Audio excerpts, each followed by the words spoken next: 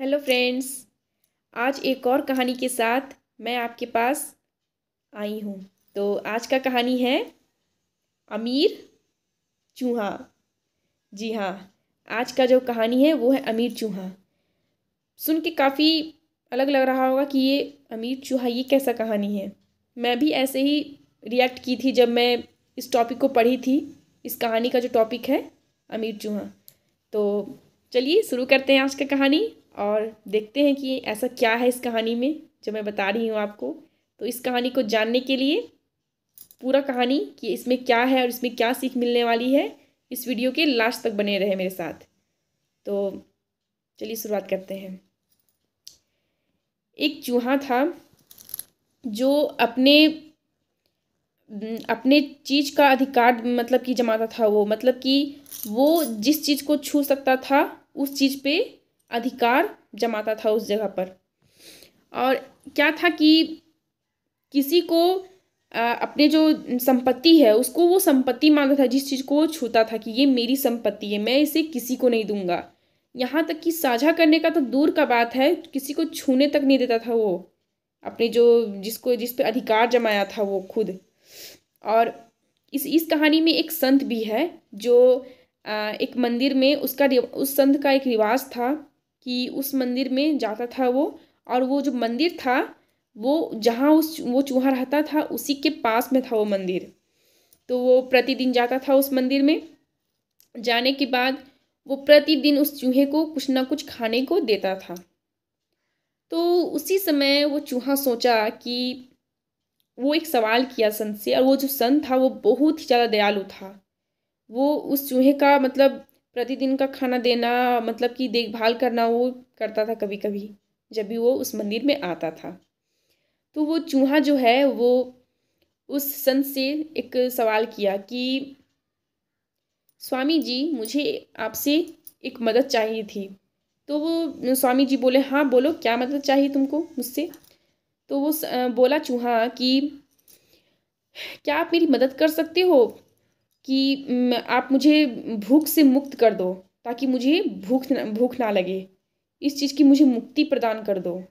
मैं क्या करूँ, मुझे समझ में नहीं आ रहा, मुझे बहुत ज़्यादा भूख लगता है हमेशा। तो वो जो संत था वो बोला कि मैं निश्चित ही तुम्हारे जो समस्या है उसको मैं हल करूँगा और तुमको भूख से मुक्त करूँगा, ऐसा कहा।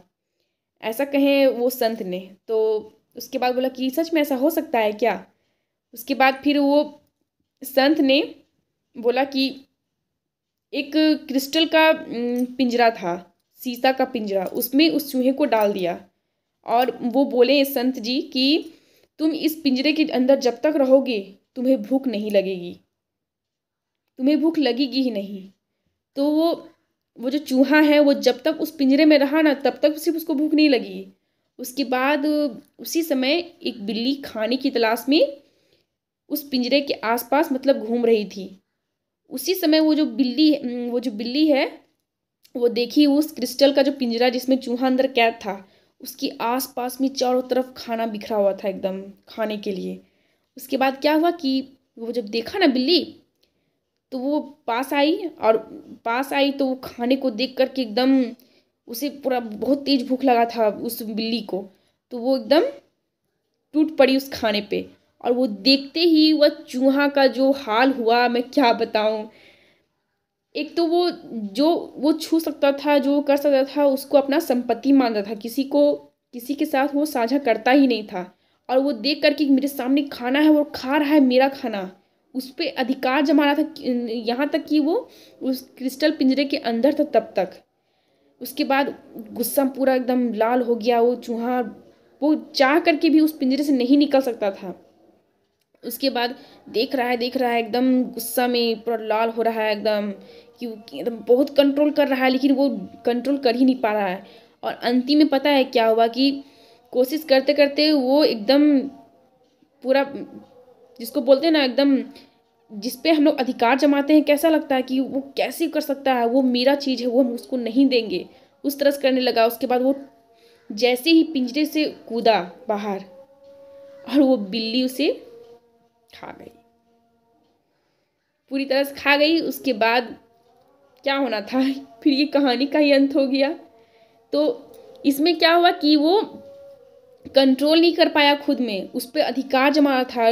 जिस पे आप अपना अधिकार जमाओगे वो आपको दर्द की ओर ले जाएगा, सीधा दर्द की ओर। और इससे यही सीख मिलती है कि अधिकार, जिस पे आप अधिकार जमाओगे वो चीज़ आपको दर्द की ओर ले जाएगी। तो आई होप आपको ये वीडियो काफ़ी अच्छा लगा होगा। तो आज के लिए इतना ही, नेक्स्ट वीडियो में मिलते हैं। Okay bye.